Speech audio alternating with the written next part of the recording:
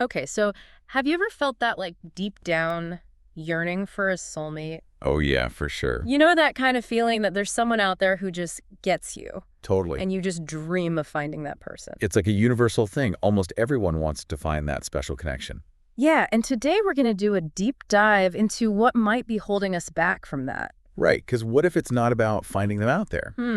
What if it's more about what's going on inside us? Exactly, like our own energy, our emotions, even stuff we're not totally aware of. Yeah, and we've been looking at some fascinating stuff. Really interesting research on patterns that could be like secretly sabotaging our love lives. And get this, intuitive practices might be the key to breaking through these blocks. Yeah, it's wild how these patterns we don't even realize are there can create like energetic walls around us. Like keeping love out.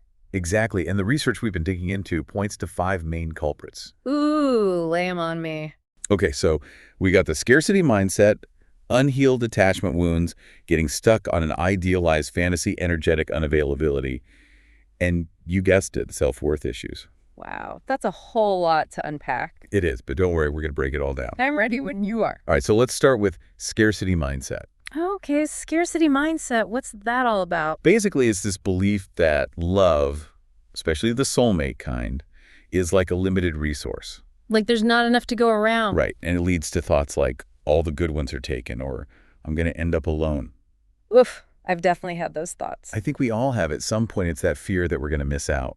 And society doesn't exactly help with all the pressure to settle down. Totally. And past heartbreaks can make it feel like the odds are stacked against us. So we end up feeling kind of desperate. Yeah, and that's where things get tricky. How so? Well, this desperation can actually push away potential partners. Wait, really? It's like we're sending out these needy vibes, and it's not exactly attractive. Makes sense when you put it like that. Soulmate connections thrive on openness and possibility, not desperation. So we gotta ditch the scarcity mindset and embrace abundance. Exactly. Love isn't a finite resource. There's plenty to go around. Okay, I'm feeling more optimistic already now. Let's Right. talk about those unhealed attachment wounds. All right, so this goes way back to our childhoods. Our early relationships shaping our love lives. Exactly. Those early experiences with our caregivers, like how they showed us love or didn't, can create a blueprint for how we approach relationships as adults. So if we didn't get that consistent, secure love as kids, It can lead to what we call insecure attachment patterns. and those patterns can play out in our adult relationships. Oh, absolutely. Even if we're not consciously aware of it. So we might end up recreating unhealthy dynamics. Sadly, that's often the case. So what are some signs that these wounds might be affecting us? Well, one big one is a fear of vulnerability. Makes sense if you didn't feel safe opening up as a child. Right. It makes it hard to let people in, even if you really want to. And sometimes it can even manifest as pushing away good partners. Almost like we're sabotaging ourselves. Yeah, like deep down, we don't believe we deserve that love. It's a heartbreaking cycle. Are there any other ways these wounds might show up? Definitely another common pattern is being drawn to emotionally unavailable people. Oh, wow. So we end up repeating the patterns from childhood.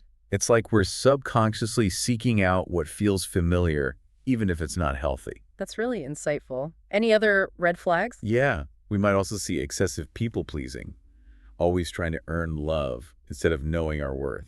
So we're putting everyone else's needs before our own. And that can lead to resentment and burnout. It's like we're trying to fix something that's broken inside us by getting external validation. Exactly.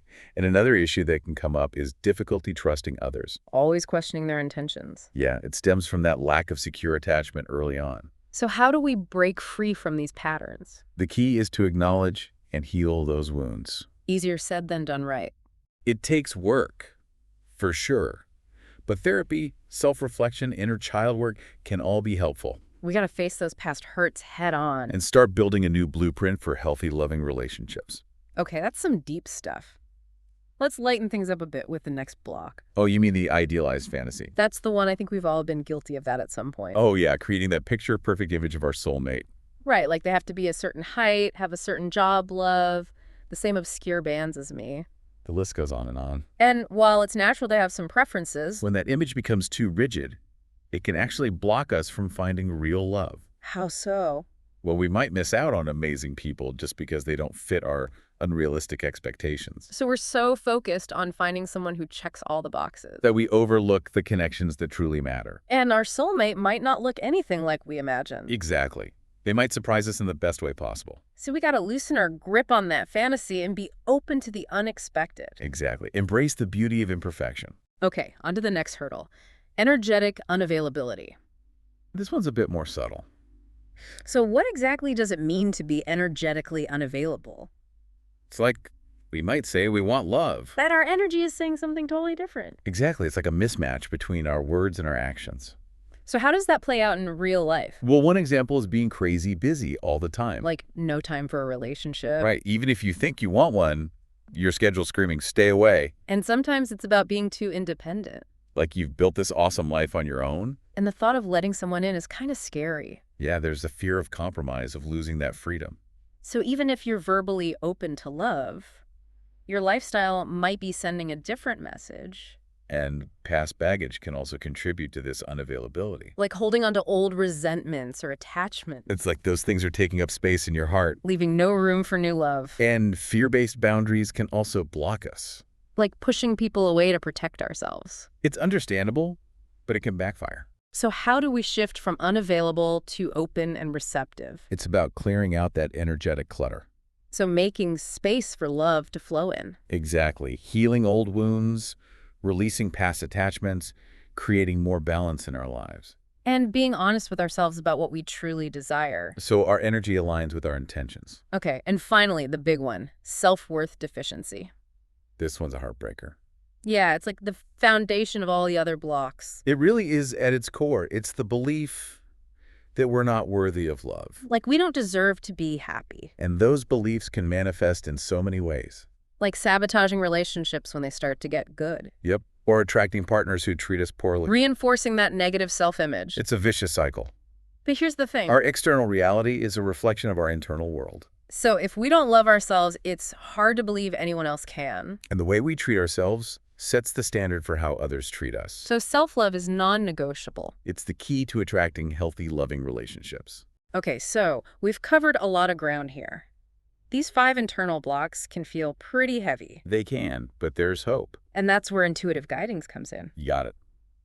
So how can intuitive practices help us clear these blocks? Well, unlike traditional therapy, which focuses mainly on the conscious mind, Intuitive work taps into our subconscious and our energy. it's a deeper level of healing. And the source material highlights some amazing benefits. One is bypassing conscious resistance. So getting past those mental blocks that keep us stuck. Exactly. Sometimes we're not even aware of what's holding us back. But our intuition can see those things. And intuitive guidance can bring them to the surface. So we can finally start to address them. Another benefit is energetic validation. Like confirming what we already know deep down. Exactly. Like if you get a soulmate drawing, And it resonates with you on a deep level. it can validate that you're on the right track. And help you trust your gut feeling. Intuitive guidance can also reveal hidden patterns. Like connecting the dots in our relationship history. Yeah, seeing those recurring themes that we might not have noticed before. And helping us understand why we keep making the same mistakes. And it can also clarify our true desires, So we're not just chasing after what we think we should want. but what our soul truly yearns for. And perhaps most importantly, intuitive work can help us clear those energetic blocks, like releasing those old patterns and beliefs that are no longer serving us, Making space for new possibilities. and creating a more aligned and receptive energy. So we can finally attract the love we deserve. Okay, now the source material specifically mentioned soulmate drawings. Yeah, those can be pretty powerful. But are they more than just a fun novelty? Oh, absolutely. They can be a real tool for transformation. So how do they work? Well, for one thing, they can help us release attachment to a specific type. Like letting go of that rigid image of our perfect partner. Exactly. Because the drawing might show you something totally different. And open you up to possibilities you hadn't considered. Soulmate drawings can also facilitate energetic recognition. Meaning what? It's like they create an energetic blueprint. So you can recognize your soulmate when you meet them. Yeah, even if they don't fit your preconceived notions. And they can also act as a manifestation tool. Like giving your subconscious a visual representation of what you're calling in. Exactly. Focusing your energy on that desired connection. Now, what about other intuitive healing practices? Oh, there are tons of options. Like what? Well, energy clearing rituals are great for releasing old patterns. Like visualization meditations, energy work. Exactly. Anything that helps you clear out that energetic gunk. And inner child healing can be super powerful too for addressing those deep-seated attachment wounds, It's about going back to those early experiences and offering that younger version of ourselves the love and support they didn't receive. so we can finally heal those old hurts. And timeline healing is another interesting technique. Yeah, it's about releasing karmic patterns and limiting beliefs from the past. Even past lives. Some people believe so. Wow, that's fascinating. And then there's heart chakra work. For opening ourselves up to giving and receiving love more fully. It's about removing those energetic barriers around our heart. So love can flow in and out more easily. Exactly. So those are some pretty advanced practices. They can be, but there are also simple things we can do on our own. Like what? Well, the first step is cultivating conscious awareness.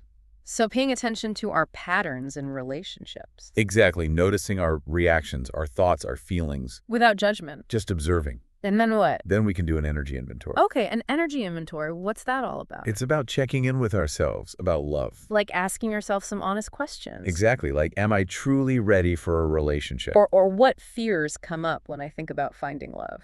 And noticing where we feel tension or resistance in our body. So we can start to pinpoint those blocks. And once we've identified them, We can create release rituals. yeah, like writing a letter to a past lover and burning it. Symbolically releasing that old energy. Or using affirmations to reprogram our beliefs. Or doing cord-cutting visualizations. It's about finding what works for you.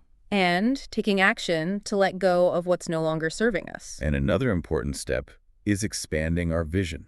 So challenging ourselves to date outside our comfort zone. Exactly. Being open to people who wouldn't normally catch our eye. And looking beyond the superficial. Because you never know Yeah. where you'll find true connection. And what about vulnerability? Oh, that's huge. It's scary, but so important. Because true intimacy requires us to be seen. And to see others fully. So practice being vulnerable in all your relationships. And finally, we got to trust in divine timing. Yeah, surrender the need to control. And believe that everything happens for a reason. Love will find us when we're ready. Okay, so if we do all this inner work, If we clear those blocks, we're not just making ourselves available for love. we're actively calling it in. And the journey of finding a soulmate. It's also a journey of self-discovery. And every step we take towards healing ourselves. Brings us closer to that incredible connection. What a beautiful thought. It really is. So maybe your soulmate isn't lost. Maybe they're just waiting for you to clear the path. And by doing this deep inner work, You're not only creating space for them to enter your life, you're also becoming the most radiant, authentic version of yourself. and that's the most magnetic energy of all. Exactly. And who knows, that love you find might be even better than you imagined. Because it's aligned with your truest self.